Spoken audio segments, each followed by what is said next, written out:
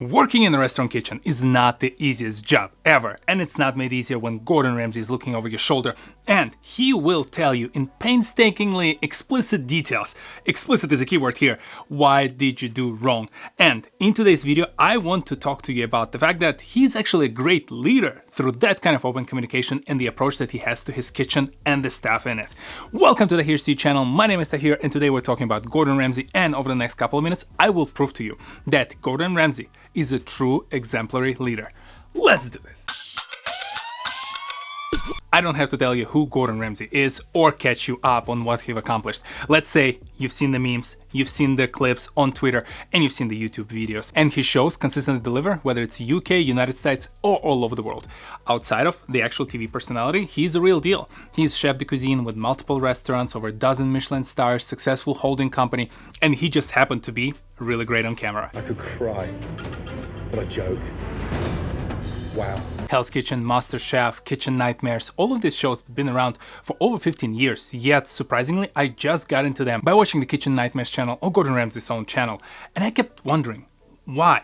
After so many years, after this show had a very popular run on the TV, why am I just getting into it? Why I'm so fascinated by watching him work with all of those restaurant owners and chefs? And I realized I respect and I really enjoy Chef Ramsay's direct communication, direct guidance, and very constructive feedback. I get it. When I say that he's exemplary leader, no one likes when the leaders curse or yell, yet I don't see Ramsay yelling as much. He usually just matches the attitude and the demeanor of the chef or the owner who is he speaking to. When you put all of that noise aside, when you start listening to actual things that he's saying, they're very useful and insightful when it comes to running the hotel or the restaurant business. What did you think? Yeah, dry. Like a mouthful of sand. It's drier than the Sahara Desert. Chef of that caliber explaining to you in very specific details why your meal is not working, why your restaurant is not functioning well, what kind of staff training you need to provide. This is gold. This is the kind of stuff they teach in the graduate schools. I've been in the business for over 20 years now, close to 2 decades, and the clear communication, constructive feedback, and clear expectations are like the 3 cornerstones that the businesses live and die by. And seeing Gordon provide that kind of feedback directly to your face without holding back any kind of details is real hell. You just need to get past that first initial feeling that you resent someone constructively pushing back on some of your ideas and telling you what you're doing wrong. Once you get over that hump, these are the kind of people you need to surround yourself with. When you run your business, when you run your team, when you open a new startup, you want these kind of people who will sit in front of you and tell you to your face what exactly they think you can do better. This is gold. It's raw.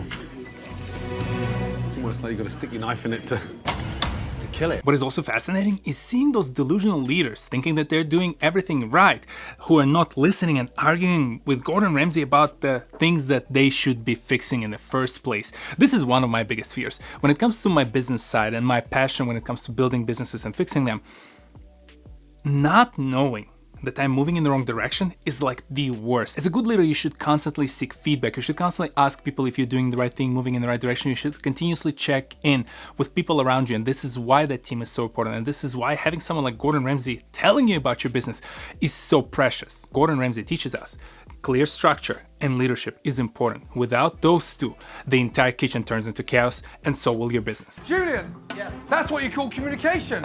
It's better communication. That's yes. what you call communication, Robert. Gordon Ramsay frequently focuses on the clear ownership of the decision making. In so many companies, I know we enjoy working with our buddies and the flat organization and no one reports to anyone, but this is not scalable. Your organization, your business, your entrepreneurial venture will not scale if you don't have a very specific owner who both leads the team, owns the final decision, and owns the responsibility for whatever the outcome might come next. When it comes to the kitchen in these cases, you see how Gordon wants to empower the chef to make the decision, to drive the final decision when it comes to what goes out of the kitchen, what they're cooking, what they're focusing on, and then they carry responsibility for the quality of the product that they produce. And in this case, I know it's fearful, especially if you're a business owner, to give someone that kind of ownership and accountability, but you have to. It's almost like with the kids. Sometimes you have to let them make their own mistakes so they can learn from them. Otherwise, if you constantly interrupt, if you're constantly trying to jump and correct their decision without letting them run their own business, then why do you even need them? Not the kids, your business managers, or the partners in this case. I'll pick the better metaphor next time. Whoa. You've got to know when to say stop when something looks that delicious. I just want to dive in there. Did you know who Gordon Ramsay is?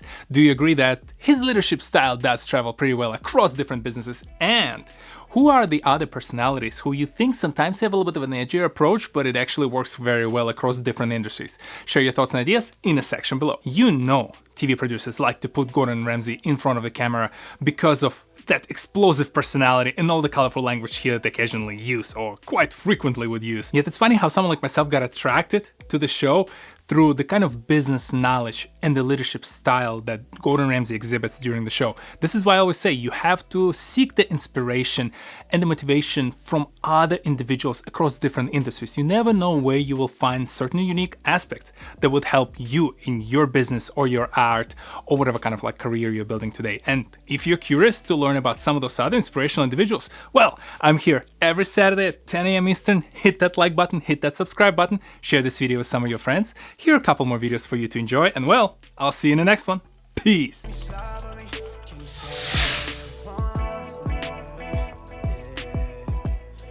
Can you slide for a real one? With the black man, the original man, you might think of diminishing style.